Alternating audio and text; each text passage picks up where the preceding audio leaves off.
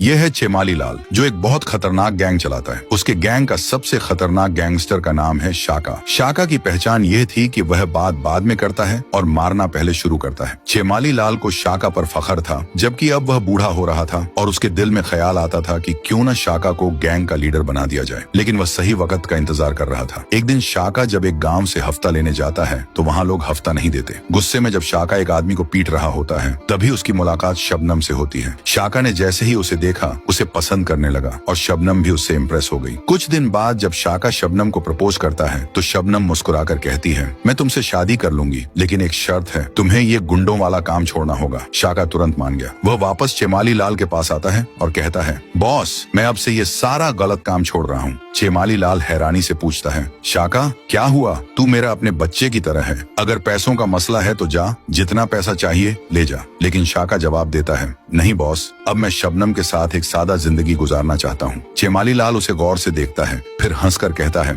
अच्छा, अगर इसमें तेरी खुशी है तो जा, लेकिन याद रखना, जिंदगी में कभी भी कोई मुश्किल आए तो मुझे भूलना मत। तेरा हरा भरा भाई अभी जिंदा है। शाका उसे गले लगाता है और वहाँ से चला जाता है। अब शाका सुधर चुका था। कुछ दिनों बाद शाका और शबनम की शादी हो जाती है और दोनों खुशी खुशी जिंदगी गुजारने लगते हैं। मगर फिर एक दिन अचानक शबनम का किडनैप हो गया। किसी को कुछ पता नहीं था कि यह काम किसने किया है। और अब सवाल ये है, शाका शबनम को कैसे बचाएगा? शाका जोजो से 1 महीने का समय लेकर अपने गांव लौट आता है। वहां वह एक मशहूर मार्शल आर्ट्स उस्ताद मास्टर शिफू के पास प्रशिक्षण लेना शुरू करता है। दिन भर वह कभी मुक्कों का अभ्यास करता, कभी लातों का। घर आने के बाद भी उसका जुनून कम नहीं होता। कभी पुशअप्स, कभी वजन उठाना, जैसे वह किसी लड़ाई के लिए नहीं बल्कि अपनी पूरी जिंदगी के लिए तैयारी कर रहा हो। मास्टर शिफू उसके जज्बे को देखकर फख्र महसूस करता है। 1 महीने की सख्त ट्रेनिंग के बाद शाका अपने उस्ताद से मिलता है और जवान नगर के जोजो के पास वापस चला जाता है। वहां जाकर वह कहता है, मैं तैयार हूँ, अब मैं बैडली का सामना करूंगा। अगले दिन